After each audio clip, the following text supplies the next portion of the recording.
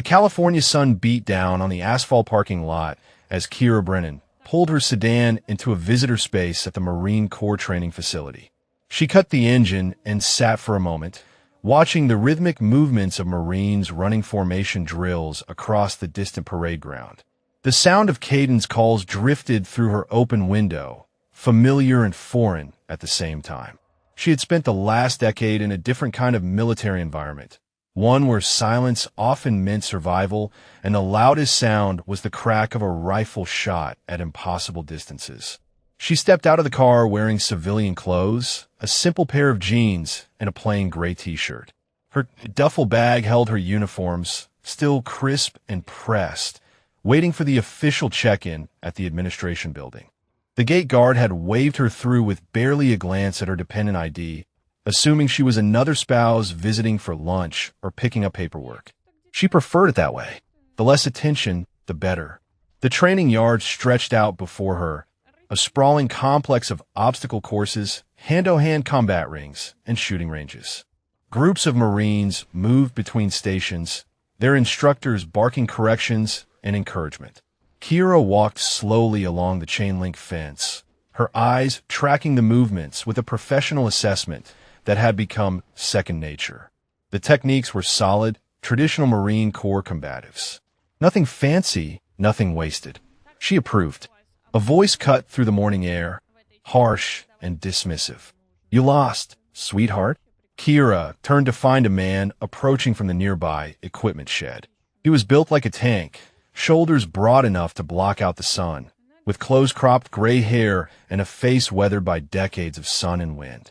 His uniform was immaculate, the eagle and chevrons of a gunnery sergeant prominent on his sleeve. His name, tape-read Thatcher. She met his gaze calmly. "Just observing," she said. Thatcher's expression hardened. "This is a training facility, not a tourist attraction. Commissary is back the way you came. If you're looking for your husband, wives aren't allowed on the training grounds." "I'm not married," Kira replied, her tone even. "Before we go any further, let me ask you something. Drop a comment and let us know what state you're watching from. Maybe you've been to a military base like this one, or maybe you know someone who has served at a place where the old guard still holds tight to tradition." Thatcher stepped closer, his boots crunching on the gravel. "Then you really don't have any reason to be here. This area is restricted to active duty personnel and authorized instructors." Kira shifted her weight slightly, a movement so subtle it might have been missed by someone less experienced. But Thatcher was a career Marine, and he noticed. His eyes narrowed. "You got a problem with authority, ma'am?" he asked, the last word dripping with sarcasm. "No problem at all," Kira said. "I respect the chain of command." Thatcher laughed, a sharp bark that held no humor. "Good. Then respect it enough to get back in your car and leave.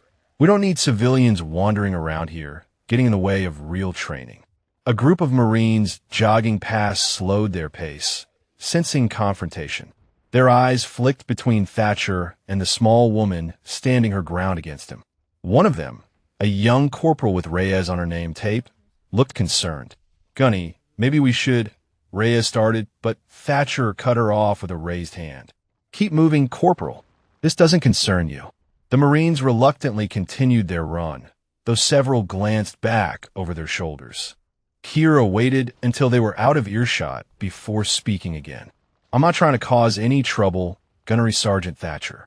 I'm just familiarizing myself with the facility." Thatcher's jaw tightened. "Familiarizing yourself." He took another step forward, using his size to intimidate. "Lady, I've been at this base for 15 years. I know every instructor, every officer, every support staff member. I don't know you. So unless you wanted to call the MPs, I suggest you get moving." Kira pulled a folded paper from her back pocket and held it out. Thatcher snatched it from her hand, his eyes scanning the document. She watched as his expression shifted from irritation to confusion to something darker. His face flushed red. "You're the new hand-to-hand combat instructor," he said, his voice flat. "That's correct. Lieutenant Commander Kira Brennan. I report to Captain Hayes at Ojai Hunter tomorrow." Thatcher crushed the paper in his fist. "They didn't tell me you were a woman. Does it matter?" Kira asked. The silence stretched between them, heavy with unspoken challenges. Across the training yard, whistles blew and Marines shouted. The normal rhythm of military life continued, unaware that something fundamental had just shifted. Yeah, Thatcher finally said, his eyes cold. It matters. The administration building was a squat concrete structure that looked like it had been built during the Cold War and never updated. Kira climbed the stairs at 7:30 the next morning, her service uniform crisp and proper, her shoes polished to a mirror shine. The hallways smelled of industrial cleaner and burnt coffee. Framed photographs of past commanding officers lined the walls, stern faces staring down at anyone who passed. Captain Vincent Hayes's office was at the end of the corridor. His door stood open, revealing a cramped space dominated by a metal desk covered in paperwork and training schedules. Hayes himself sat behind the desk, a lean man in his mid-40s with sharp eyes and a non-nonsense demeanor. He looked up when Kira knocked on the doorframe. "Lieutenant Commander Brennan," he said, rising to shake her hand. "Welcome to the team. Please sit." Kira settled into the chair across from him, her posture relaxed but alert. Hayes studied her for a moment, his expression unreadable. "I'll be direct with you, Commander. Your assignment here wasn't my first choice. Not because of your qualifications, which are exemplary, but because I know this command. I know the culture, and I know Gunnery Sergeant Thatcher. I met him yesterday," Kira said. Hayes winced. "I heard. Word travels fast on a base this size. He's been here longer than most of the officers. 15 years of turning raw recruits into Marines. He's good at his job, but he's also stuck in a mindset that doesn't always align with where the Corps is heading. Meaning he doesn't think women belong in combat roles," Kira said. Hayes nodded. "He's not alone in that opinion, but he's the most vocal about it. And he has influence. A lot of the younger instructors look up to him, follow his lead. If he decides to make your life difficult, it's going to be an uphill battle." Kira's expression remained calm. "I've fought uphill battles before, sir." Something flickered in Hayes's eyes, a question he didn't quite ask. Her service record was classified in ways that raised more questions than it answered. Deployments to places that didn't officially exist. Training schools that weren't listed in any standard military database. Commendations that cited circumstances too sensitive to detail. "Your predecessor was a 20-year Marine veteran," Hayes continued. "Built like a linebacker, had a reputation for being tough but fair. The transition to you is going to be jarring for some of the Marines, especially the ones who share Thatcher's views." "I understand, sir." "Do you?" Hayes leaned forward. "Because I need to know that you can handle this. Not just the physical aspects of the job, but the politics, the undermining, the whispers in the hallway. Thatcher is going to test you at every opportunity. He's going to try to prove that you don't belong here." Kira met his gaze without flinching. "With respect, Captain, I've been tested before. I'm still here." Hayes studied her for a long moment, then nodded slowly. "All right, your first class is at On and 100. Basic hand-to-hand combat fundamentals for second-week recruits. I'll be observing, as will several other instructors, including Thatcher." "Understood, sir." "One more thing," Hayes said as Kira stood to leave.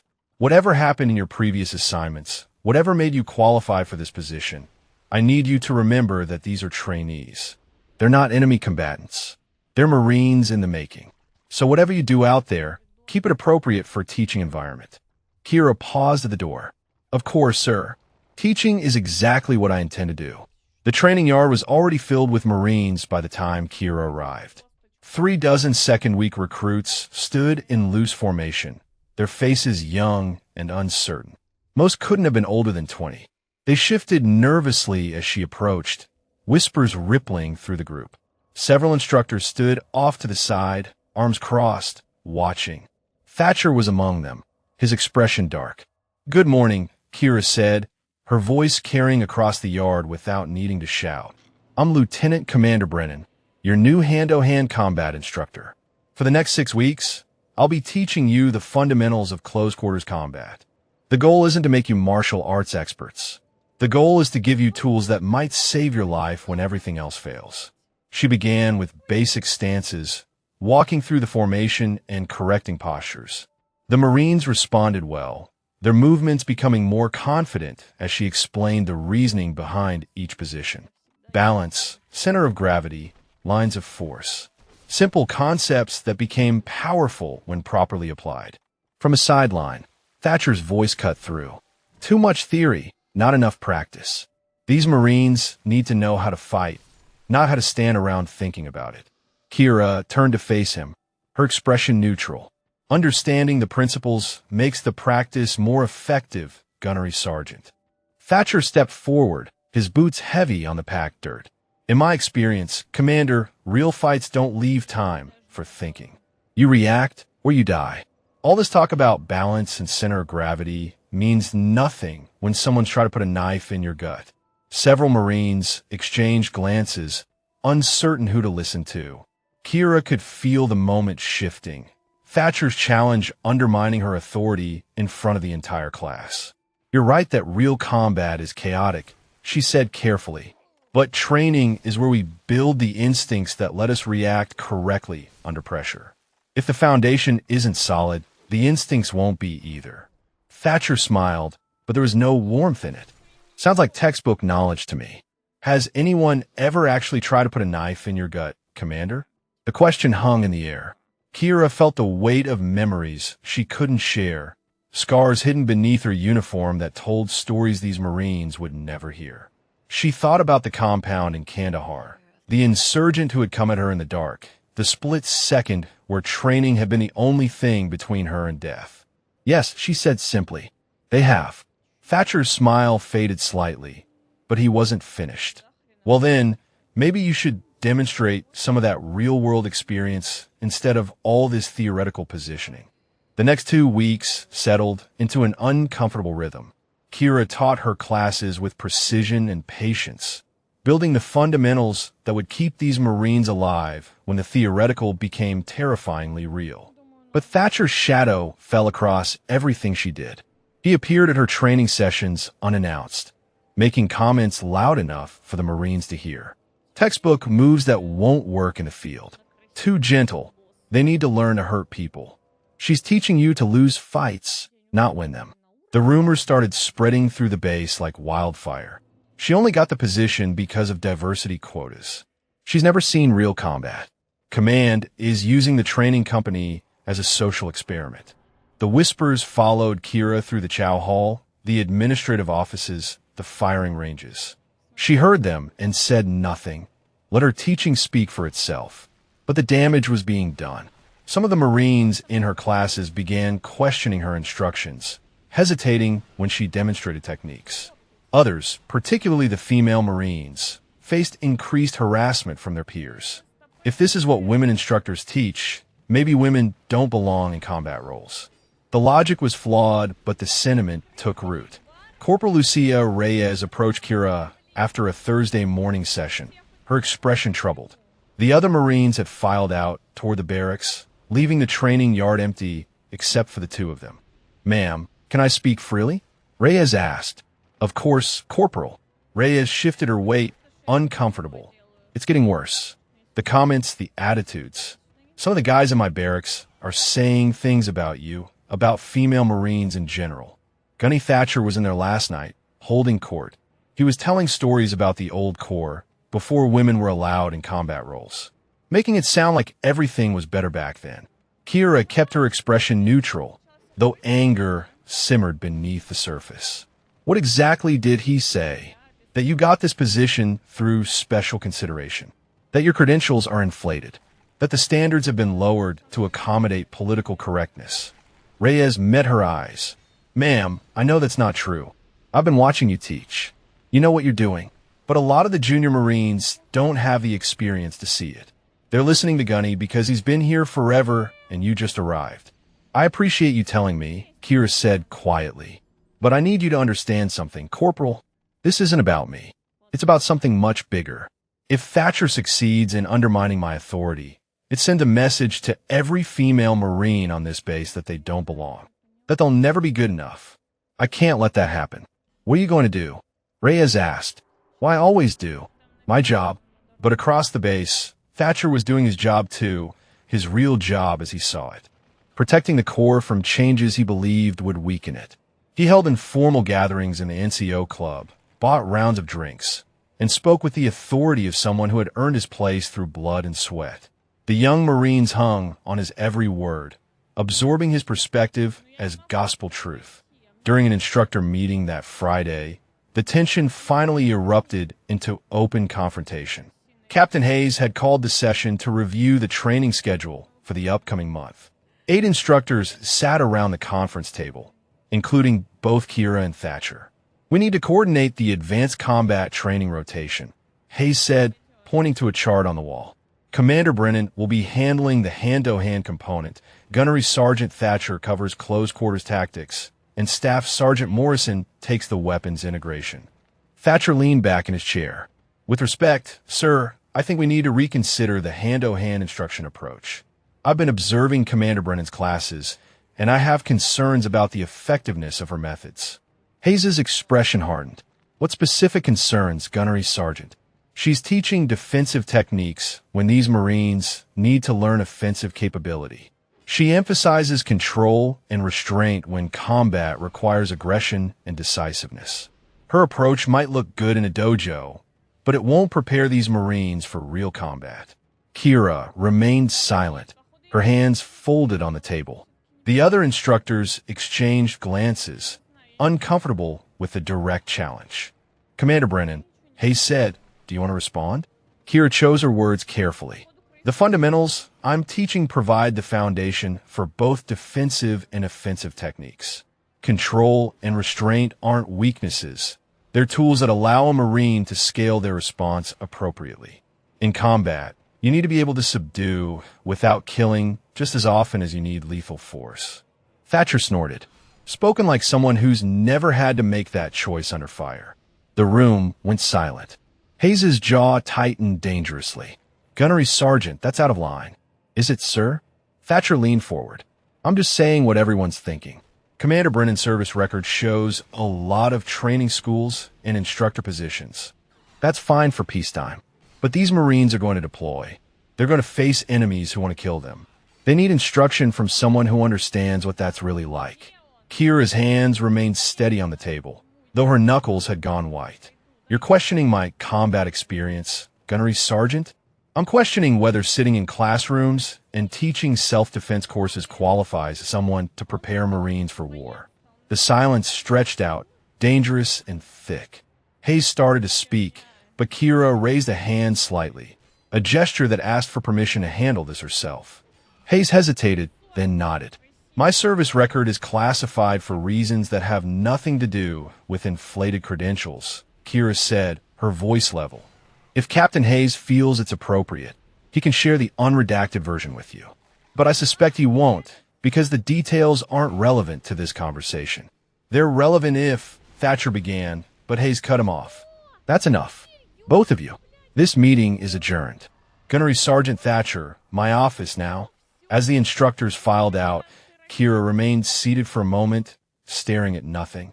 Through the window, she could see Marines running drills, their movements precise and purposeful. They trusted their instructors to prepare them for the worst day of their lives. She couldn't let politics interfere with that sacred responsibility. The demonstration was scheduled for Monday morning, announced over the base intercom system like it was just another routine training evolution. Joint combat exercise, all instructors participating, observation encouraged for off-duty personnel. But everyone on base knew what it really meant. Thatcher had pushed for it during his closed-door meeting with Captain Hayes, framing it as a way to show unit cohesion and shared training standards. Hayes had reluctantly agreed, hoping it might ease the tension that had turned the instructor corps into warring factions. Kira spent the weekend alone in her small base quarters, a sparse room that felt temporary even after 3 weeks. She didn't unpack the photographs or personal items that might make it feel like home. This assignment had always been meant as a stepping stone, a way to transition out of the shadows and into something resembling a normal military career. But normal, she was learning, came with its own battles. Saturday evening, she ran through scenarios in her mind, calculating probabilities and responses. Thatcher would use the demonstration to embarrass her, to prove his point about female instructors in front of the largest possible audience. He would push the boundaries of what was acceptable, use his size and experience to make her look weak. The question wasn't whether he would try. The question was how far she should let him go before responding. She thought about the operations she couldn't discuss, the missions that existed only in classified files locked in secure facilities.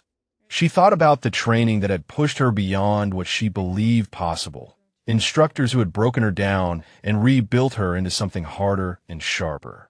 She thought about the first time she had killed someone, how the weight of it had stayed with her for months until she learned to carry it like everything else. Monday morning arrived with crystalline clarity. The California sky, a perfect blue unmarred by clouds. The demonstration area had been set up in the central training yard.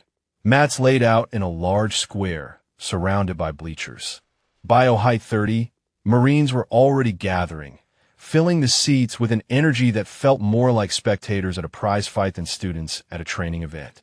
Kira arrived in her physical training uniform, simple shorts and a core t-shirt that revealed arms more muscled than her service uniform suggested.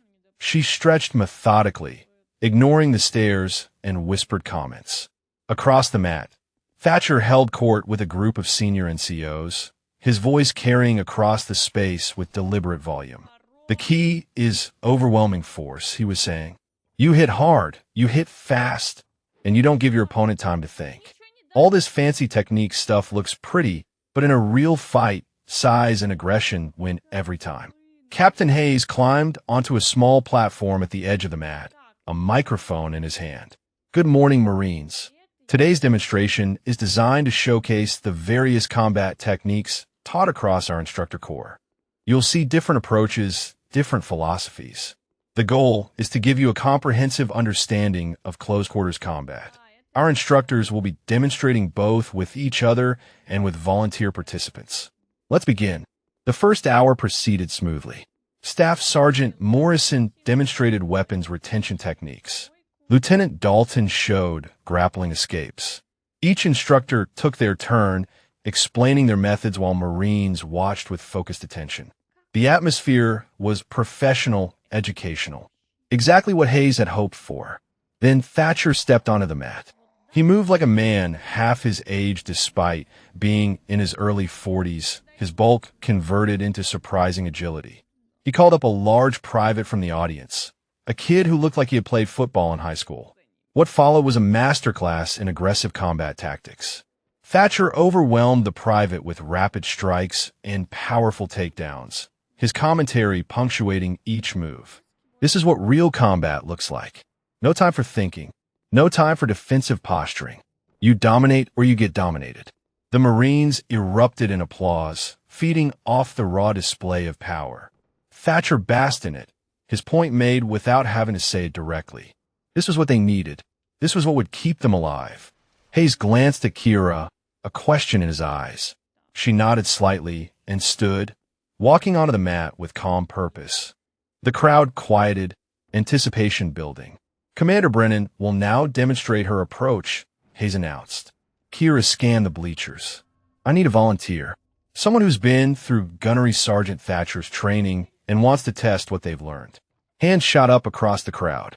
She selected a Lance Corporal named Torres, built lean but solid, with quick eyes that suggested intelligence. He jogged down to the mat, confidence evident in his stride. Thatcher had trained him well in that regard. What Kira showed them over the next 10 minutes was something entirely different from Thatcher's demonstration. Where he had used overwhelming force, she used precise redirection. Where he had powered through resistance, she found angles that made strength irrelevant. Torres was bigger, stronger, and more aggressive. But every attack he launched found nothing but air. Every power move he attempted ended with him controlled and immobilized by leverage that seemed to defy physics. She explained as she worked, her voice calm and instructional. Combat isn't about being the biggest or the strongest. It's about understanding how the human body moves, where the weak points exist, how to use your opponent's momentum against them. Watch how I'm not fighting his strength. I'm redirecting it. Torres tried harder, his attacks becoming more determined. Kira remained unflustered, her movements economical and precise. At one point, he managed to grab her in a bear hug from behind, using his size advantage to lift her off the ground. The crowd murmured, thinking he had finally succeeded. Kira's response was immediate and clinical. A sharp strike to his instep made him loosen his grip. A headbutt backward caught him on the chin. As he staggered, she dropped her weight, twisted, and had him face down on the mat in less than 2 seconds, his arm locked in a position that promised pain if he resisted. The Marines sat in stunned silence. Torres tapped the mat, and Kira immediately released him, helping him to his feet. The Lance Corporal looked dazed, but impressed, rubbing his shoulder where her lock had stressed the joint. "Well done," Lance Corporal Kira said. "You've got good aggression and commitment. That's half the battle." From a sideline, Thatcher's voice cut through the moment. "Very impressive, Commander, against a willing participant in a controlled environment. But I wonder how those techniques would hold up against someone who's not playing by training rules." The challenge hung in the air like smoke after gunfire. Captain Hayes stepped forward, his hand raised to intervene, but Kira spoke before he could. "Are you volunteering, Gunnery Sergeant?" The crowd's energy shifted instantly, Marines leaning forward in their seats. This was what they had come to see, whether they admitted it or not. The test everyone had been waiting for since Kira arrived on base. Thatcher smiled, stepping onto the mat. "I think these Marines deserve to see how your techniques work against someone with actual combat experience. Someone who won't go easy on you because you're a woman." Hayes's voice crackled through the microphone. "This is a training demonstration, not a competition. Both instructors will maintain appropriate control and professionalism." "Of course, sir," Thatcher said, but his eyes never left Kira. Completely professional. They circled each other slowly, Thatcher's movements predatory and confident. He had 50 pounds on her, maybe more. His reach advantage was significant. To anyone watching who didn't know better, this looked like a mismatch. The whispers in the crowd reflected that assessment. "She's tough, but he's going to overwhelm her. Size matters in a real fight. This is going to be ugly." Kira's mind shifted into a different mode, one she hadn't accessed since leaving her previous assignment. She cataloged Thatcher's movements with clinical precision. The slight favor of his left leg suggested an old injury, probably knee. His shoulders carried tension that would slow his recovery time between strikes. His confidence was both an asset and a liability. He expected to win, which meant he would overcommit. Thatcher struck first, a quick jab to test her reaction speed. Kira slipped it easily, not bothering to counter. He threw a combination, faster than most men his size could manage. She evaded, her footwork keeping her just outside his range. The Marines watched, confused. Why wasn't she fighting back? "Stop running," Thatcher said, loud enough for the crowd to hear. "This is exactly what I'm talking about. Defensive technique doesn't win fights." He pressed forward with more aggression, forcing Kira to give ground. His strikes came harder now, the training demonstration sliding towards something more personal. Hayes shifted uncomfortably on the platform, but didn't call it off. The Marines needed to see how this played out. Kira allowed Thatcher to back her toward the edge of the mat, reading his patterns, understanding his rhythm. He threw a heavy cross, putting real power behind it. She ducked under it and countered with a quick strike to his ribs, not hard enough to injure, but sharp enough to surprise him. His eyes widened slightly. She was faster than he expected. The exchange escalated. Thatcher abandoned any pretense of gentle demonstration, his attacks coming with the force and intent of someone trying to prove a point through dominance. Kira defended smoothly, her counters precise but measured. She could hurt him if she wanted to. Every opening he gave her screamed vulnerability. The exposed kidney when he overextended his right hand. The unprotected jaw when he dropped his left shoulder. The knee that telegraphed instability every time he pivoted. But she held back, staying defensive, letting him expend energy while she remained calm and controlled. It was a strategy she had learned in environments far more dangerous than this training mat, facing opponents who actually wanted to kill her. Patience. Assessment. waiting for the moment when emotion overcame discipline. That moment came when Thatcher threw a heavy low kick aimed at her lead leg. Kira checked it perfectly, her shin meeting his with a solid crack that echoed across the training yard.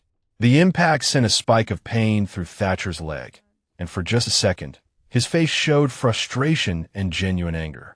He rushed forward, trying to clinch, to use his weight advantage to drag her to the ground. Kira sprawled expertly, maintaining her base, but Thatcher was experienced enough to adjust. They grappled for position, and for a moment, it looked like his size would prevail. The crowd roared, sensing a conclusion. Then Kira shifted her hips, found an angle, and executed a throw that seemed to defy the laws of physics. Thatcher's momentum became his enemy, his weight working against him.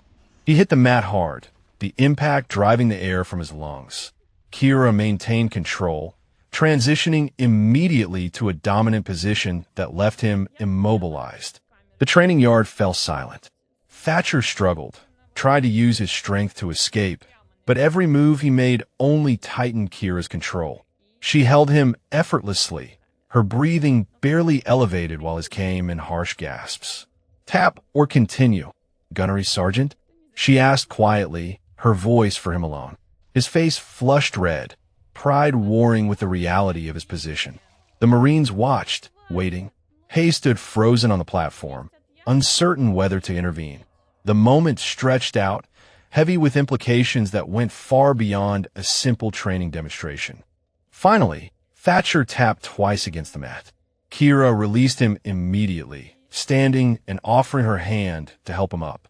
He ignored it, rolling to his feet and stepping back, his expression dark with humiliation and rage. "Thank you for the demonstration, Gunnery Sergeant," Kira said formally, her voice carrying across the silent crowd. "You showed excellent aggression and commitment. The Marines can learn a lot from watching how experienced instructors approach combat." It was a gracious exit, giving Thatcher a way to save face. But the damage was done. Everyone had seen what happened. The invincible Gunnery Sergeant, the old guard who claimed women couldn't handle real combat, had been controlled and defeated by the small female instructor he had spent weeks undermining. Hayes found his voice, hastily wrapping up the demonstration and dismissing the Marines to their duties. The crowd dispersed slowly, conversations buzzing with analysis and speculation. Corporal Reyes caught Kira's eye from the bleachers, a small smile playing at her lips. But as the training yard emptied, Kira saw the look in Thatcher's eyes as he stalked toward the equipment shed. It wasn't acceptance or respect. It was something darker. She had won the demonstration, proven her competence in front of witnesses. But she had also made a dangerous enemy, and his pride was wounded in a way that rational argument could never repair. This wasn't over. In fact, she realized with a sinking feeling it had only just begun. The week following the demonstration felt like waiting for a storm that everyone could see building on the horizon. Thatcher stopped attending Kira's training sessions, stopped making his loud comments and challenges. The silence was somehow worse than the confrontation had been. He moved through the base like a ghost. His presence felt even when he wasn't visible. Anonymous complaints began appearing in Captain Hayes' office. Formal written grievances questioning Kira's instruction methods, her adherence to approved curriculum, her treatment of male Marines. Each complaint was unsigned, untraceable, but the language and specific details suggested someone with intimate knowledge of training protocols. Hayes investigated each one, finding them baseless but time-consuming. The paperwork piled up, death by 1,000 administrative cuts. The atmosphere in Kira's classes shifted too. Some Marines, particularly the female ones and those who had witnessed the demonstration, showed increased respect and attention. But others, the ones loyal to Thatcher's worldview, became subtly resistant. They followed instructions, but without enthusiasm, their body language broadcasting skepticism. It was a divide that threatened to fracture the unit cohesion that training was supposed to build. Private First Class Derek Lansing approached Kira after a Wednesday morning session, waiting until the other Marines had cleared out. He was young, maybe 19, with an earnest face that suggested he still believed the world could be fair if people just tried hard enough. "Ma'am, I need to tell you something," he said, glancing around to ensure they were alone. Gunny Thatcher has been holding meetings in the NCO barracks. Unofficial meetings. He's been talking to the senior enlisted, telling them that command is losing control of standards. That political correctness is making the Corps soft. Kira kept her expression neutral. "Has he mentioned me specifically?" Lansing hesitated, then nodded. "He says you represent everything wrong with the new military. That you got your position through connections rather than merit. That the demonstration was staged to make him look bad. Despite evidence to the contrary that 400 Marines witnessed," Kira said dryly. "He's convincing, ma'am. He's been here a long time. People trust him. And there's talk about a petition going to the base commander, requesting a review of instructor assignments." Kira absorbed this information, adding it to the pattern she had been tracking. Thatcher was methodical. She had to give him that. He wasn't attacking her directly anymore, wasn't giving her anything concrete to respond to. Instead, he was building a case through whisper campaigns and bureaucratic pressure. It was harder to fight and potentially more effective. "Thank you for letting me know, Private. I appreciate your integrity." Lansing shifted uncomfortably. "Ma'am, if I can speak freely, most of us younger Marines, we don't care that you're a woman. We just want good training. And what you're teaching us works. I've learned more in 3 weeks with you than I did in 2 months of basic combatives." "That means a lot," Kira said, and meant it. But she knew that one supportive private didn't counter the influence of a gunnery sergeant with 15 years of credibility. That evening, Kira stayed late in the training yard, working through forms and techniques under the fading California sun. The physical movement helped her think, helped her process the situation she found herself in. She had faced enemy combatants in 3 different countries, had survived situations that would have broken most people. But this was different. This was a battle fought with politics and perception, weapons she had far less experience wielding. She was in the middle of a complex, striking sequence when she sensed someone watching. Thatcher stood at the edge of the training yard, his arms crossed, his expression unreadable in the dim light. "Working late, Commander?" he called out. Kira finished her technique before responding, not giving him the satisfaction of interrupting her rhythm. "Just staying sharp, Gunnery Sergeant. You know how it is." He walked closer, his boots crunching on the gravel. "Doi, I've been thinking about our demonstration, about how you moved, how you anticipated my attacks. That's not something you learn from teaching self-defense courses at comfortable stateside bases." Kira remained silent, waiting for him to continue. "I did some research," Thatcher said. "Called in some favors with contacts at Bupers.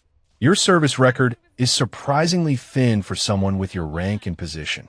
Lots of redacted sections, deployments that don't specify locations, training schools that don't appear in any official database. That's above your clearance level, Gunnery Sergeant." Thatcher smiled, but it didn't reach his eyes. "See, that's what makes me curious. What exactly did you do that requires that level of classification? What kind of instructor position involves operations so secret that even their names are redacted?" Kira met his gaze steadily. "If you have questions about my qualifications, you should direct them to Captain Hayes." "I did. He told me the same thing. Above my clearance level. Need to know. All the bureaucratic walls that get put up when someone wants to hide something." "There's nothing to hide," Kira said. "My record speaks for itself." "Does it?" Thatcher took another step closer. "Because from where I'm standing, it looks like you've been given a free pass.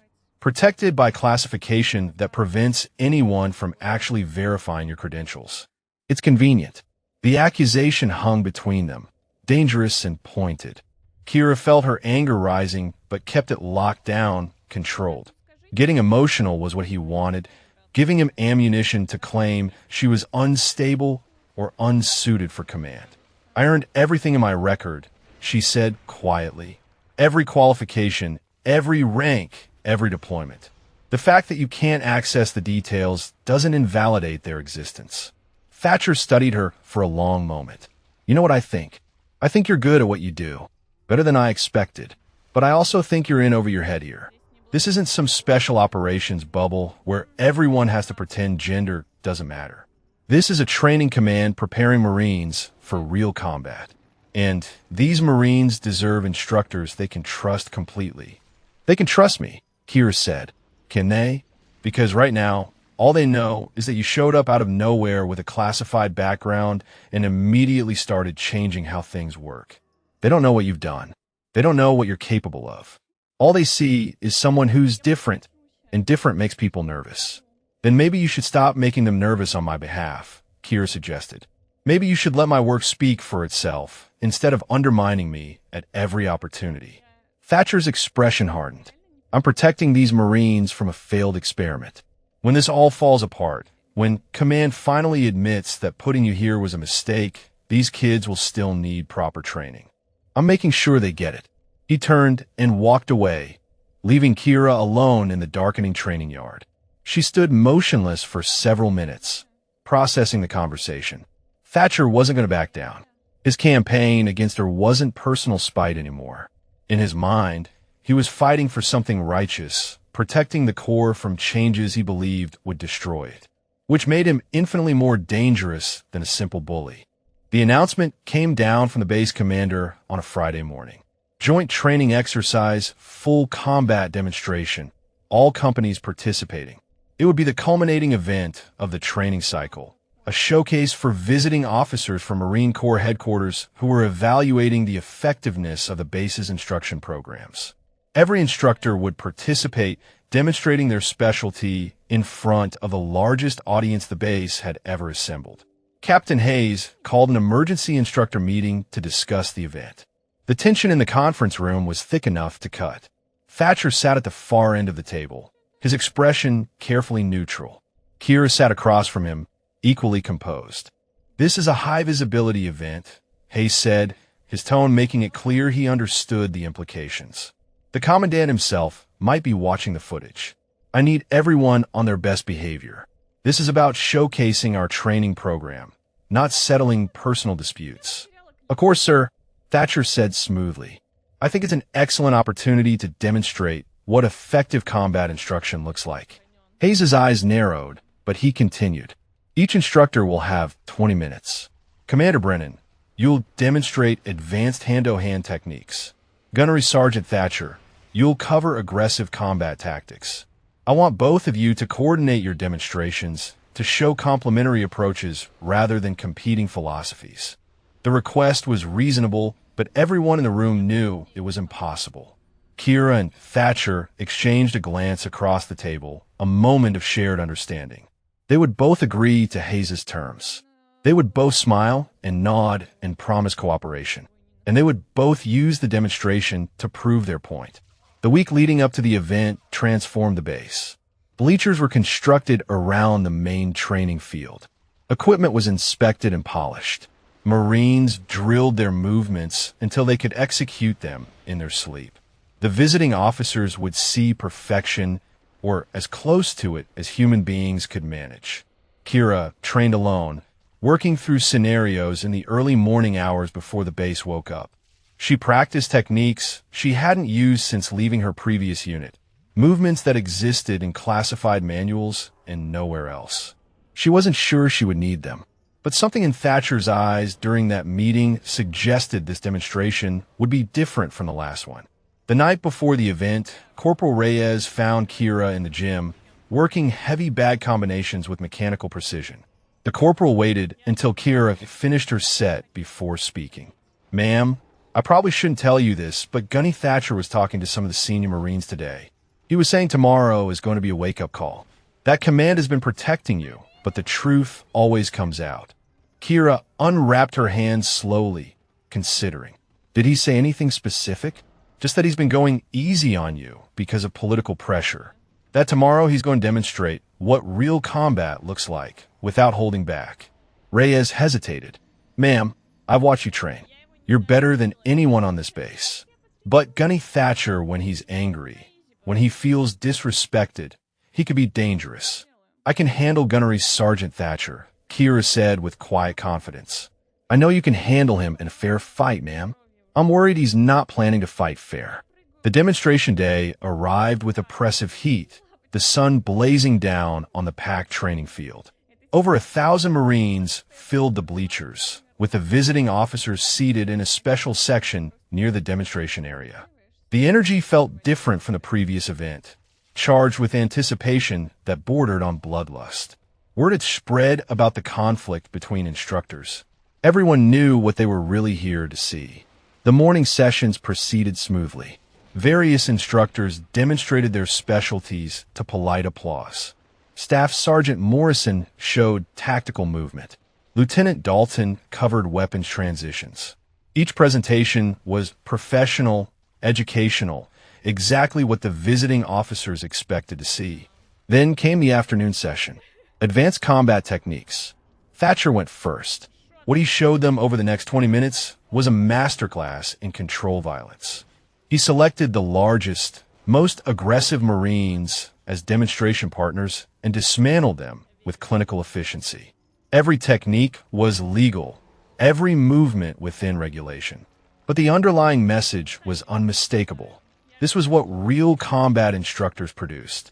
Power, aggression, dominance. The Marines roared their approval. The visiting officers nodded, taking notes. Captain Hayes sat rigid in his seat, recognizing the implicit challenge, but unable to object to anything technically inappropriate. Thatcher finished his demonstration and turned to face the crowd, his chest heaving with exertion, but his expression triumphant. That, Marines, is how you survive combat. Not with fancy technique or defensive posturing. With overwhelming force and the will to break your enemy before they break you. The applause was deafening. Kira stood at the edge of the mat, watching, waiting. Her turn had come. She stepped onto the mat in her physical training uniform, looking impossibly small in the space Thatcher's presence had dominated. The crowd, noise faded to murmurs. The visiting officers leaned forward, curious to see what the controversial female instructor would demonstrate. Commander Brennan will now show advanced defensive and control techniques. Hayes announced, his voice tight with tension. Kira scanned the crowd, her expression calm. What I'm about to demonstrate represents a different philosophy than Gunnery Sergeant Thatcher's approach. Not better or worse, just different. In combat, you need multiple tools. Overwhelming force has its place, but so does precision, control, and the ability to scale your response appropriately. She selected 3 Marines from the crowd, each one larger and more experienced than her demonstration partner from the previous event. What followed over the next 15 minutes was a systematic dismantling of every assumption the crowd held about size, strength, and gender in combat. The Marines attacked with full commitment, following her instructions to hold nothing back. She moved through them like water, redirecting force, finding angles, using their momentum against them. Every technique was explained, every principle demonstrated. The crowd grew quieter, focused, as they began to understand what they were witnessing. Then Thatcher's voice cut through the demonstration. Very impressive against cooperative partners, Commander. But I wonder how those techniques would work in a more realistic scenario. Against someone who's not following your script. Kira turned to face him. Are you suggesting a live demonstration, Gunnery Sergeant? I'm suggesting, Thatcher said, stepping onto the mat, that these Marines deserve to see both philosophies tested against each other. Your precision against my power. Your theory against my experience. Unless you're not confident in your approach. The trap was obvious but unavoidable. If Kira declined, she would look weak. If she accepted, Thatcher would have the opportunity he had been waiting for. A chance to hurt her in front of everyone. To prove his point with violence that could be justified as training. Captain Hayes stood abruptly, his hand raised in objection. This wasn't part of the planned demonstration. We should stick to the approved schedule. But the crowd had already made its decision. Marines chanted and stomped their feet, the noise building like a physical force. The visiting officers exchanged glances, some looking uncomfortable but none moving to stop it. They had come to evaluate the training program, and this would certainly provide evaluation material. Hayes looked at Kira, a question in his eyes. She gave the smallest nod. There was no other way forward. Declining now would undermine everything she had built over the past month.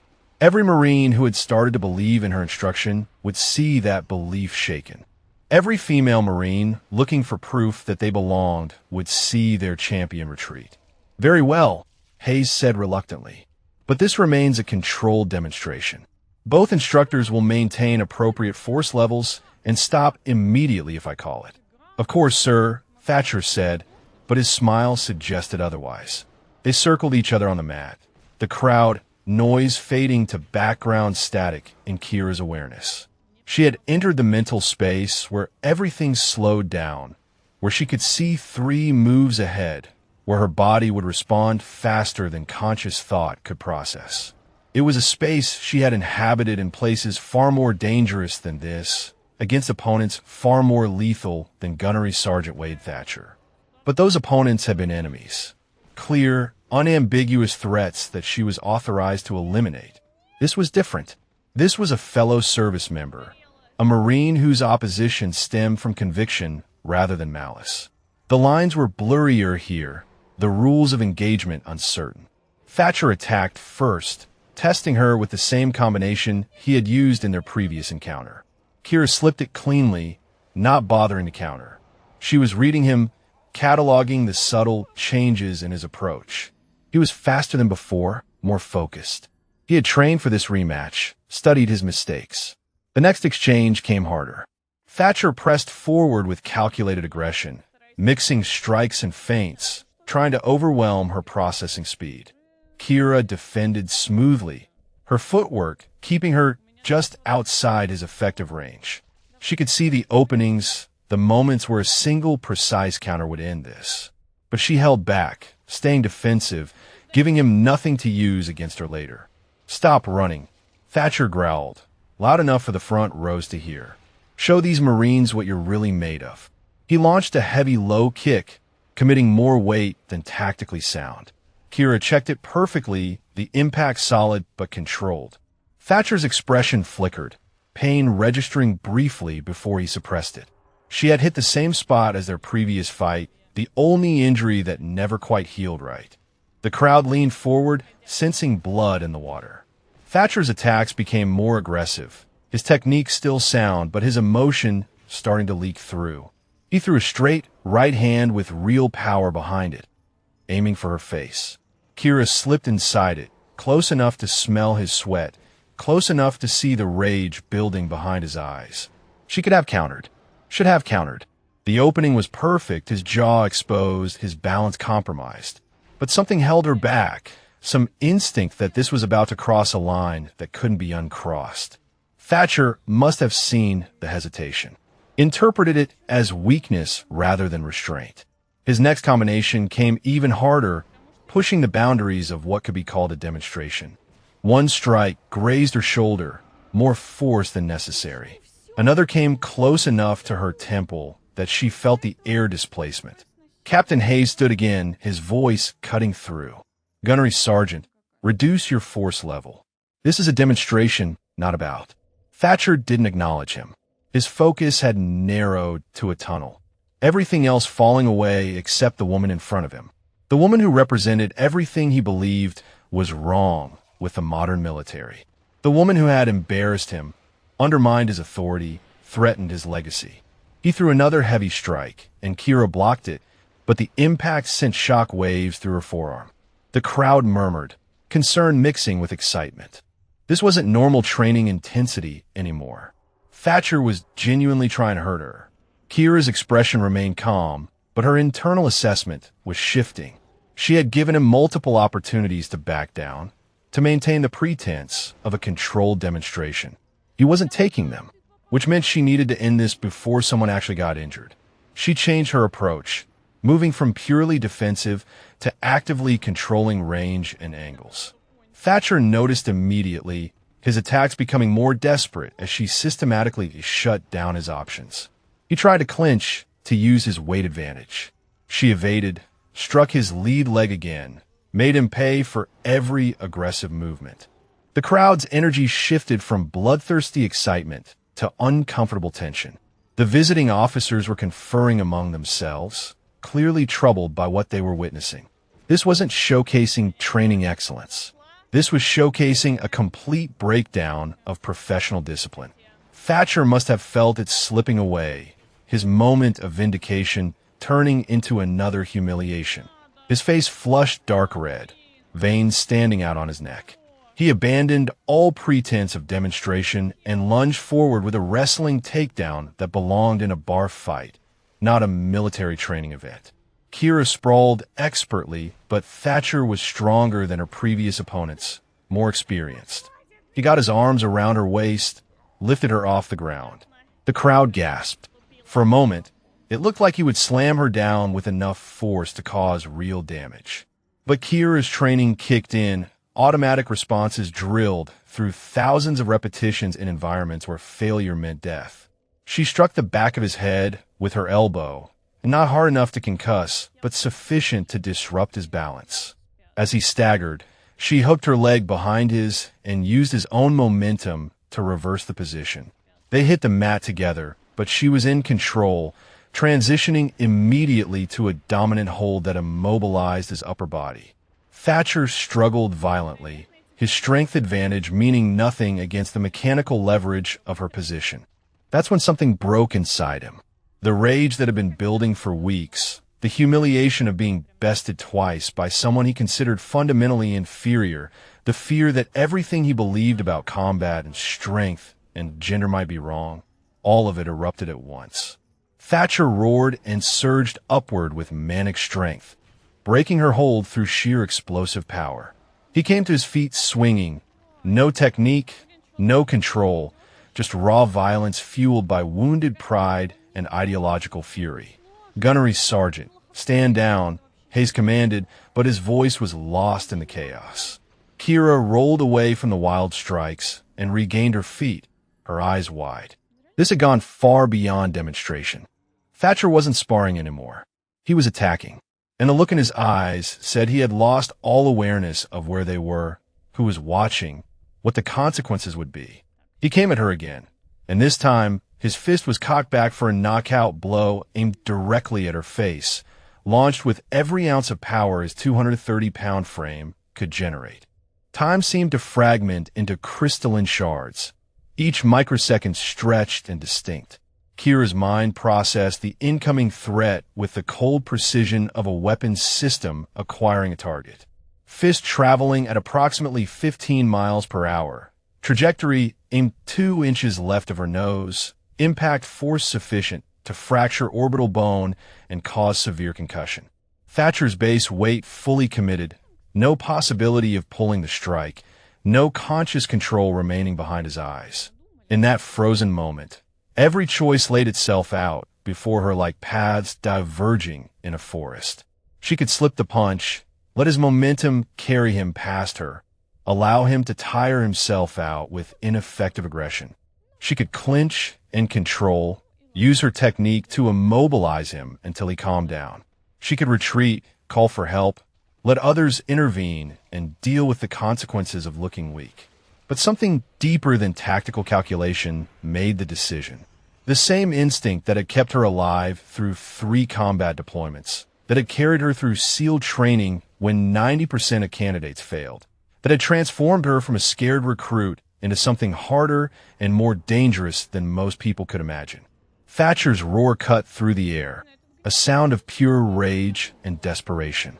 "I'm a Navy SEAL," he screamed, the words tumbling out as justification, as explanation, as if his own service record somehow gave him the right to cross every line of professional conduct. The irony of the claim didn't register in his fury-clouded mind. He wasn't trying to hurt a fellow instructor anymore. He was trying to destroy the symbol of everything he believed was destroying his beloved corps. The crowd's noise became a dull roar. Individual voices lost in the collective gasp of over 1,000 Marines witnessing the moment when demonstration became assault. The visiting officers surged to their feet. Captain Hayes vaulted over the barrier, separating the viewing area from the mat. But he was too far away, moving too slow. Nobody could reach them in time. Kira's expression shifted.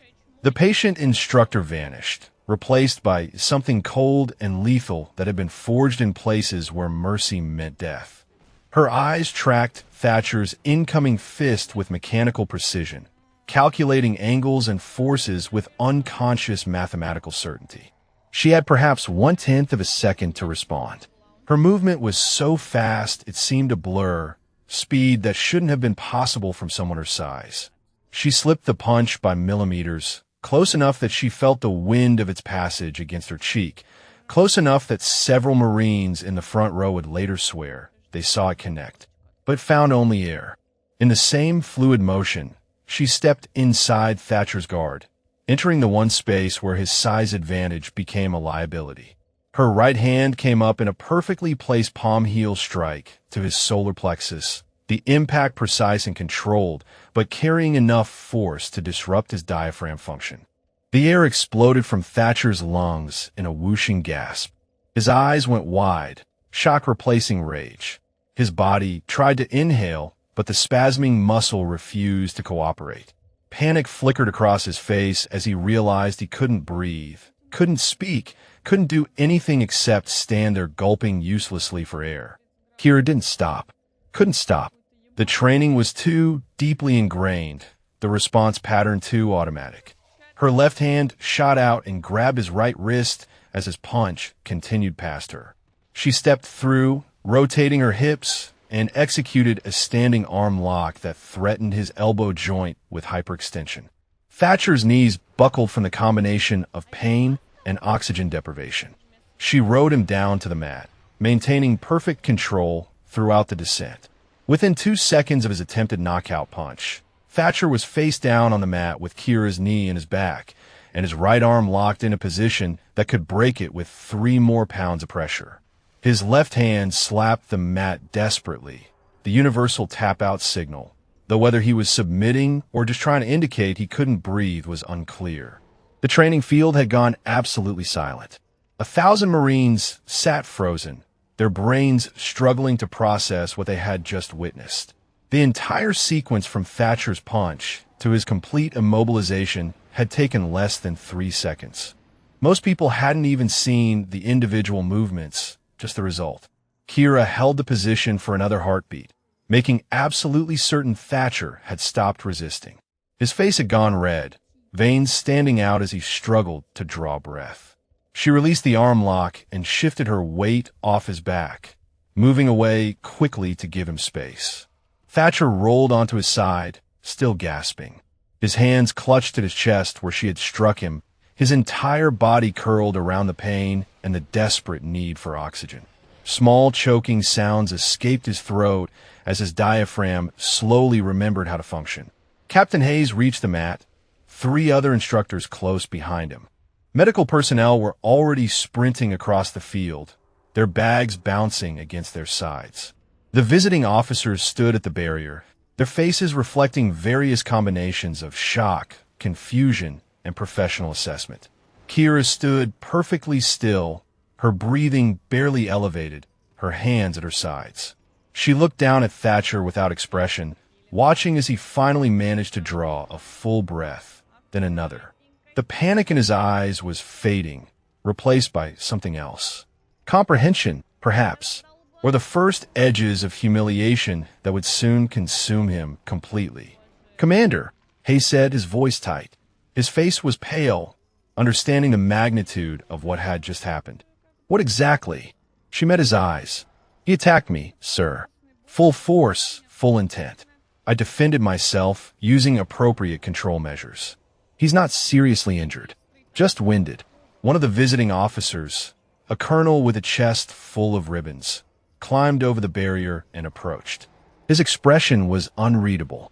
"Commander Brennan," he said, "that was quite a display." Kira came to attention, her posture perfect despite having just been in a fight. "Sir, I apologize for the disruption to the demonstration. Gunnery Sergeant Thatcher and I had a disagreement about training philosophies that escalated beyond professional boundaries." The colonel looked down at Thatcher, who was now sitting up with medical personnel, checking his vitals.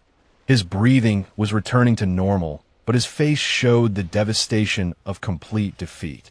The colonel's eyes moved back to Kira, assessment in his gaze. Where exactly did you learn that technique, Commander? That wasn't standard Marine Corps combatives.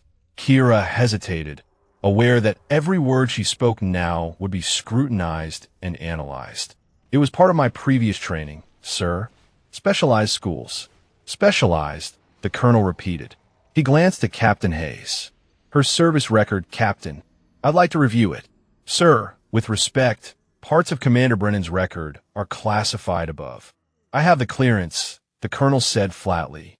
And after what I just witnessed, I think we all deserve to know exactly who we're dealing with here. The moment hung, suspended, heavy with implications. Thatcher looked up from where he sat, understanding dawning through his humiliation.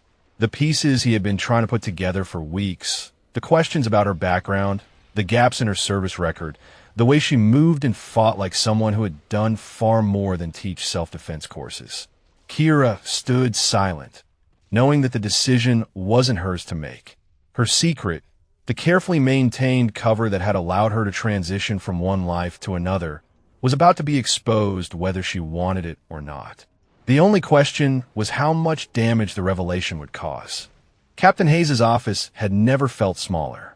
Kira stood at attention while the colonel sat behind Hayes' desk, a tablet in his hands displaying information that made his eyebrows climb higher with each screen. Hayes himself stood by the window, his arms crossed, watching the aftermath of the demonstration unfold in the training yard below. Medical had cleared Thatcher, but kept him for observation.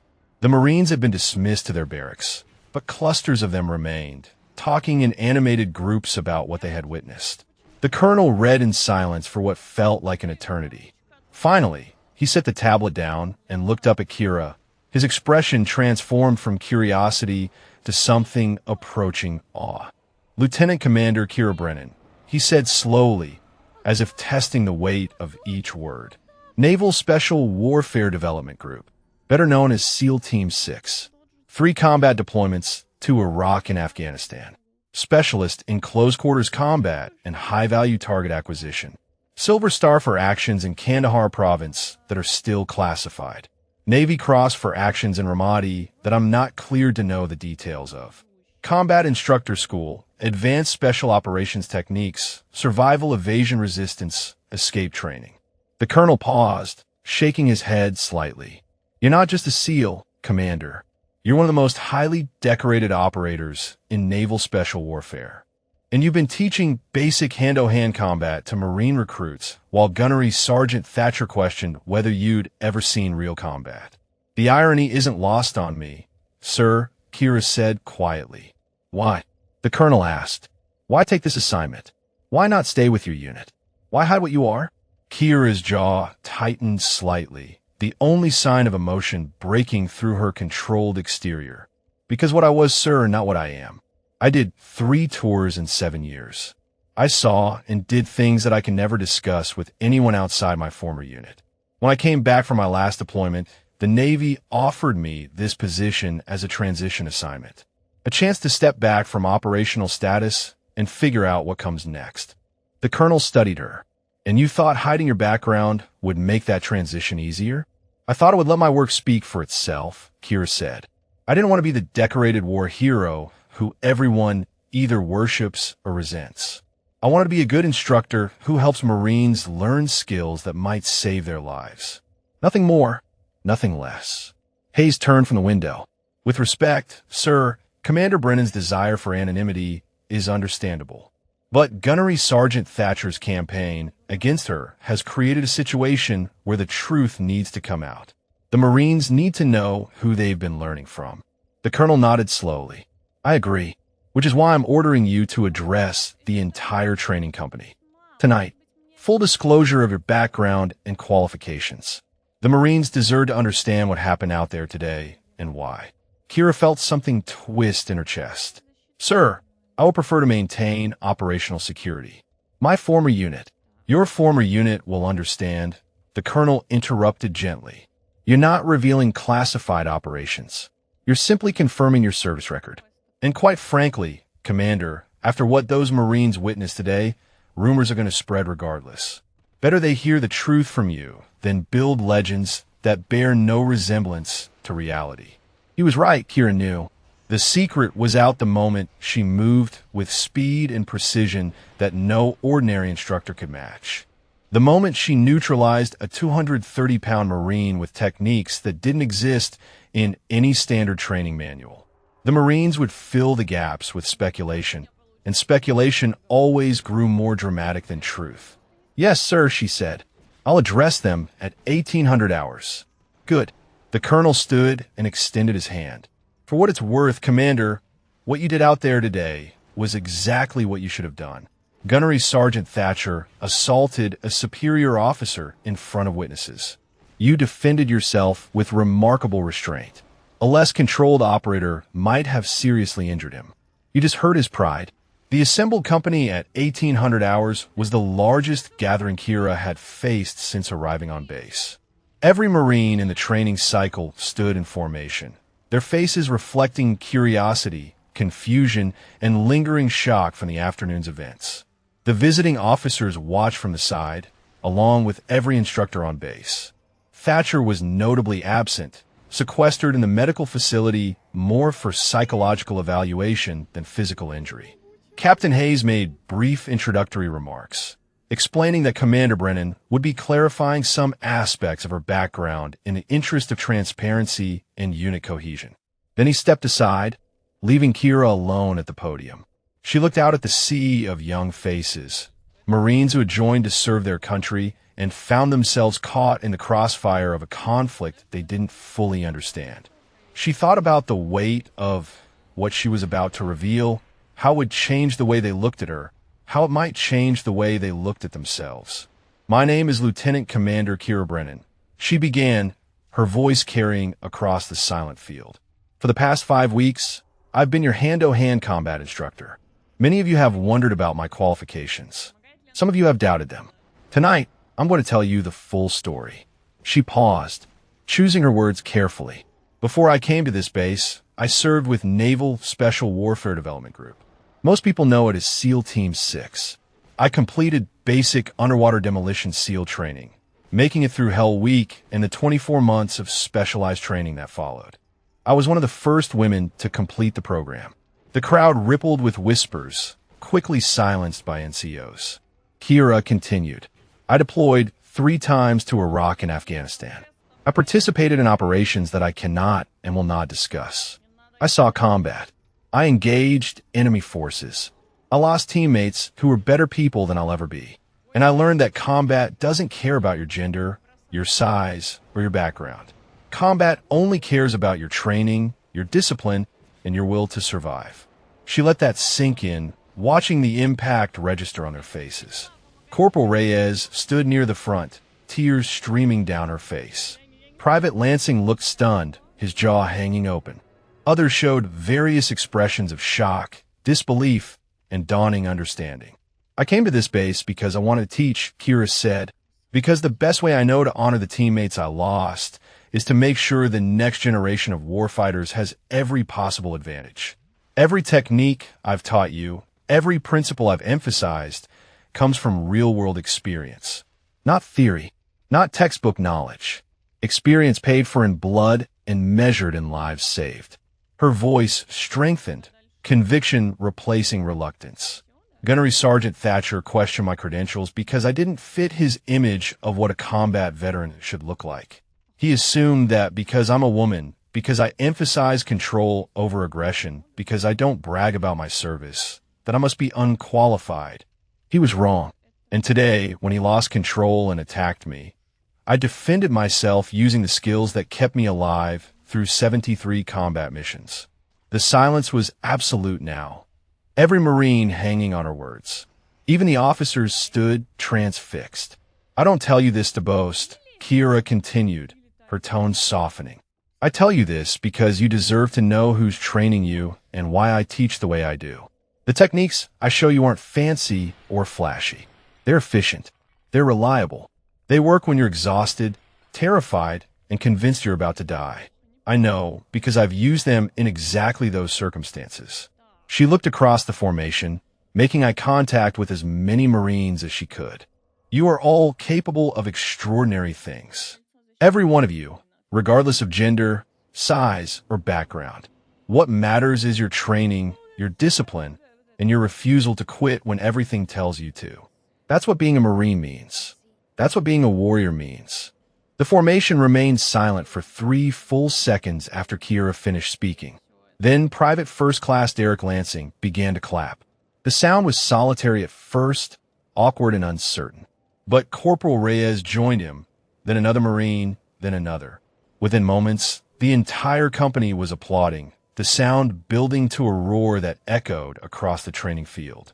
Kira stood at the podium, unprepared for this response. She had expected questions, skepticism, perhaps even resentment at being deceived. She hadn't expected this outpouring of respect and validation. Her eyes stung, but she maintained her composure, nodding acknowledgement to the Marines before stepping back to allow Captain Hayes to dismiss the formation. As the Marines dispersed, many of them approached her, not to challenge or question, but to thank her for the training, for the truth, for showing them what was possible. Corporal Reyes waited until the others had left before speaking. "Ma'am, I need you to know something," she said, her voice thick with emotion. "I almost quit during my first week here. The harassment, the comments about women not belonging, the constant undermining. I thought maybe they were right. Maybe I wasn't tough enough. But watching you these past weeks, the way you handled Gunny Thatcher's campaign without losing your cool, it gave me hope. And now, knowing what you've done, what you've survived, it changes everything." Kira put a hand on the younger woman's shoulder. "You don't need me to validate your worth, Corporal. You were always strong enough. You just needed to believe it." "Maybe," Reyes said, "but it helps to see someone who's already walked the path." The next morning brought unexpected developments. Gunnery Sergeant Thatcher requested a meeting with Kira through official channels, mediated by Captain Hayes. They met in a small conference room, Hayes seated at the head of the table, while Kira and Thatcher sat across from each other. The gunnery sergeant looked diminished somehow, his usual swagger replaced by something harder to define. Not quite shame, but close to it. "Commander Brennan." He began formally, then stopped, seeming to struggle with words. Hayes nodded encouragingly. Thatcher started again. "I spent last night thinking about everything that's happened since you arrived. Every comment I made, every assumption, every attempt to undermine your authority. And I realized something. I was wrong. Not just tactically wrong, but fundamentally, morally wrong." Kira waited, letting him continue without interruption. "I told myself I was protecting the Corps, protecting these Marines from a failed social experiment. But the truth is, I was protecting my own ego, my own beliefs about how things should be." He met her eyes, and the honesty there was painful to witness. "When you moved yesterday, when you controlled me like I was a child throwing a tantrum, I understood something. You're not just better trained than me. You've operated at a level I'll never reach. And I spent weeks treating you like you were less than." The silence stretched out, heavy with the weight of admission. Hayes watched both of them carefully, ready to intervene if needed. "I can't undo what I did," Thatcher continued. "I can't take back the rumors, the undermining, the damage to your reputation and to the female Marines who looked up to you. But I can do this." He pulled a folded document from his pocket and slid it across the table. "That's my request for transfer. I think it's best if I'm reassigned. These Marines need consistency in their training, and my presence here would only complicate things." Kira picked up the document, scanning it briefly before setting it down. "With respect, Gunnery Sergeant, I don't think you should transfer." Both men looked at her in surprise. Hayes spoke first.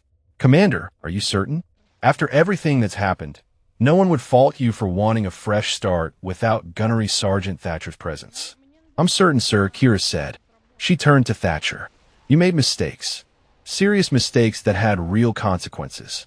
But you also just did something that takes more courage than most people ever show. You admitted you were wrong. You took responsibility. That's rare, especially for someone with your experience and rank." Thatcher's expression was unreadable, caught between hope and skepticism. "These Marines need good instructors," Kira continued. "And whether you believe it or not, you're a good instructor. You have 15 years of experience and knowledge that's valuable. What you don't have is understanding of how the modern military needs to adapt. But that can be learned. What are you suggesting, Commander? Hayes asked. That we work together, Kira said simply. That Gunnery Sergeant Thatcher and I coordinate our training instead of competing. Show these Marines that different approaches can complement each other. That the aggressive tactics he teaches and the controlled techniques I emphasize both have their place. Thatcher looked down at his hands. Why would you do that? After everything I did to you? Because holding grudges doesn't help anyone, Kira said. And because I've seen what happens when good people with different perspectives refuse to work together. People die. Units fail. I'd rather find common ground than perpetuate a conflict that serves no purpose. Hayes leaned back in his chair, considering. It's an unusual solution, but it might work. Gunnery Sergeant, what do you think? Thatcher was quiet for a long moment. Then he looked up at Kira. I think I'd be honored to learn from you, Commander. If you're willing to teach an old dog some new tricks. The beginning of a smile touched Kira's face. We'll teach each other. That's how the best units operate.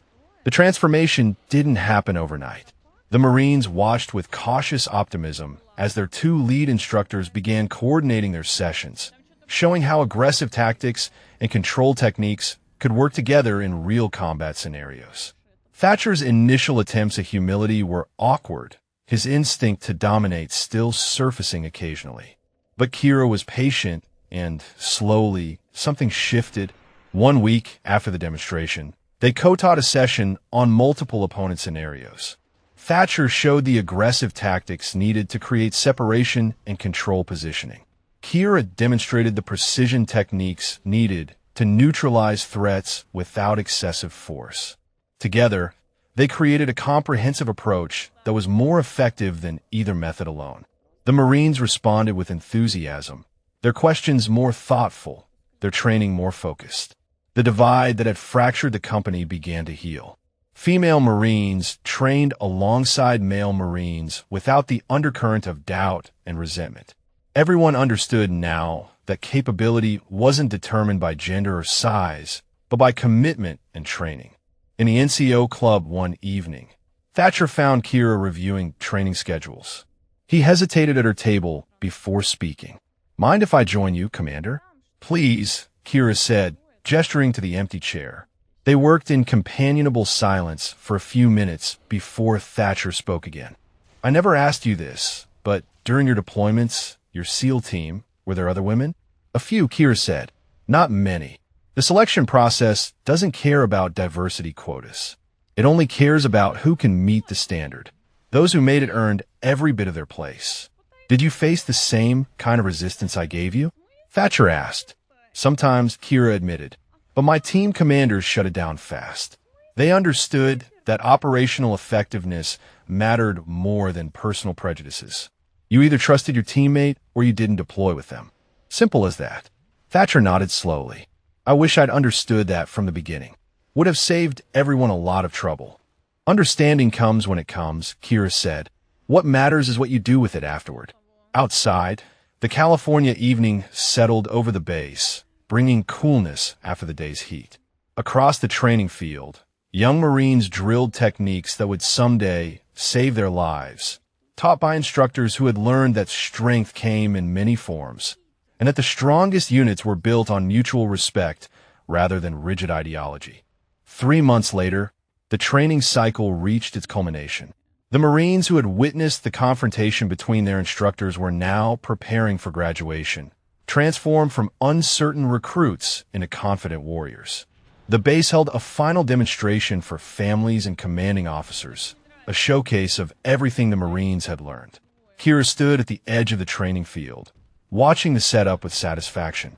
The bleachers were filling with proud parents and siblings, many wearing veteran caps and unit patches from their own service. The California sun was gentler now, autumn bringing relief from the brutal summer heat. Captain Hayes approached, a folder under his arm. Commander, I want to speak with you before the ceremony begins. I received your transfer orders from Bupers. You're being reassigned to Naval Special Warfare Command in Coronado. Training development and instructor certification. Kira nodded. I know. They want me to help design curriculum for integrating more women into special operations training. Apparently, my experience here was noted by people higher up the chain than I expected. The colonel who reviewed your record made quite a report, Hayes said with a slight smile. He was very impressed with how you handled a difficult situation, both the tactical response and the diplomatic aftermath. I had help with the diplomatic part, Kira said, glancing toward where Thatcher was organizing demonstration equipment. He's come a long way. He has. Hayes followed her gaze. I'll admit, I didn't think your solution would work, bringing him into the fold instead of pushing him out. But it's been remarkable to watch. The Marines respect both of you now. They understand that different perspectives make them stronger. That was the whole point, Kira said quietly. Not to prove I was right and he was wrong, but to show that we could both be valuable. The ceremony began with traditional military precision. The Marines demonstrated everything they had learned, from basic hand-to-hand techniques to complex multiple opponent scenarios. The crowd watched with rapt attention as these young warriors executed movements that blended Thatcher's aggressive power with Kira's controlled precision. Then came the moment Kira and Thatcher had planned together. A live demonstration showing integrated combat techniques, both instructors working in perfect coordination. They moved through scenarios that would have seemed impossible 3 months earlier, each one trusting the other completely, their different styles complementing rather than conflicting. The crowd erupted in applause as they finished. But it was the Marines who stood and cheered the loudest, understanding what this demonstration truly represented. Not just technical skill, but the transformation of two instructors who had learned to respect each other's strengths.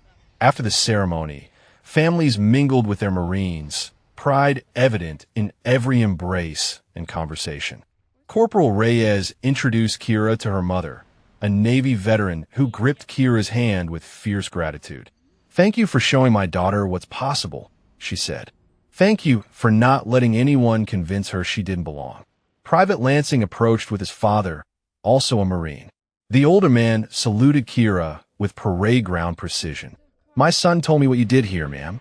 Not just the fighting, but the teaching. That's what real leadership looks like." As the families began to leave, Thatcher found Kira near the equipment shed. They stood in comfortable silence, watching the last of the crowd disperse. "So you're heading to Coronado," he said finally. "Back to the SEAL community." "Different role," Kira replied. "Less operational, more strategic. But yes, they'll be lucky to have you." Thatcher paused, choosing his words carefully. "I never thanked you properly. For giving me a second chance. For not destroying my career when you had every right to." "You earned that second chance," Kira said. "Not everyone would have had the courage to admit they were wrong and work to fix it. I learned that from you. The courage part, I mean." Thatcher looked out at the empty training field. "This job, teaching these kids, is the most important thing I've ever done. I forgot that for a while. Got caught up in politics and pride. You reminded me what really matters." "What's that?" "Making sure they come home alive," Thatcher said simply. "Everything else is just noise." The sun was setting now, painting the sky in shades of orange and purple. Somewhere on the base, Marines were settling into their barracks, preparing for the next phase of their journey. Some would deploy to distant countries. Some would face combat. All of them would carry the lessons learned from instructors who had learned their own lessons about respect, adaptation, and the strength that comes from unity rather than division. Captain Hayes found them as the last light faded. "I wanted to say goodbye before you leave tomorrow, Commander, and to tell you that this command is better for having you here. You didn't just teach combat techniques. You taught something more important." "What's that, sir?" Kira asked. "That excellence comes in many forms," Hayes said. "That strength isn't defined by tradition, but by capability. That the best leaders are the ones who can adapt and bring others along with them." He extended his hand, and Kira shook it firmly. "Good luck at Coronado. I suspect your impact there will be just as significant." As Hayes walked away, Thatcher cleared his throat. "One more thing, Commander. I've been thinking about my own career path, about what comes after this assignment. I was wondering if you might have contacts at the Special Operations Training Centers. I'd like to learn more about integrated combat instruction. Maybe bring some of what we developed here to other commands." Kira smiled. I'll make some calls. But Gunnery Sergeant, you don't need my contacts. Your record now speaks for itself. You took a difficult situation and turned it into something valuable. That's the kind of leadership the military needs. If you enjoyed this story, drop a comment and let us know your favorite part or character. Maybe you've witnessed someone show unexpected strength in your own life, or maybe you've been underestimated yourself and had to prove your worth. Share what resonated with you, or tell us about a time when you learned to see past your own assumptions. We'd love to hear your thoughts. The next morning, Kira loaded her car with the few belongings she had unpacked. The base was quiet in the early hours, most Marines still in their barracks. She took one last look at the training field where so much had happened, where assumptions had been challenged and changed, where young warriors had learned that their true strength came not from conformity, but from respecting the diverse capabilities each person brought. As she drove through the base gate, her phone buzzed with a text from Corporal Reyes. Just wanted to say thank you one more time. You changed my life. I hope I could do the same for someone else someday. Kira smiled and set the phone aside. That was the real victory, she thought. Not defeating Thatcher in combat, not proving her credentials, but inspiring the next generation to be better than the one before. To question assumptions, to judge people by their capabilities rather than their appearance, to understand that the strongest teams were built on mutual respect and shared purpose. The California highway stretched out before her, leading to new challenges and new opportunities. But she carried with her the lessons of this assignment, the understanding that sometimes the hardest battles weren't fought with fists or weapons, but with patience, integrity, and the courage to extend grace to those who had wronged you. Behind her, on the base she was leaving, Marines were waking to another day of training. Gunnery Sergeant Thatcher would teach them about aggression and power. Other instructors would teach them about tactics and strategy. And in every lesson, in every technique, they would carry forward the integration of approaches that made them more complete warriors. The sun rose higher, burning away the morning mist, illuminating a new day full of possibility. And somewhere in that light, in the dedication of instructors and the determination of Marines, the future of the military was being shaped by people who understood that strength came in many forms, and that the greatest victories were the ones that transformed enemies into allies, division into unity, and assumption into understanding.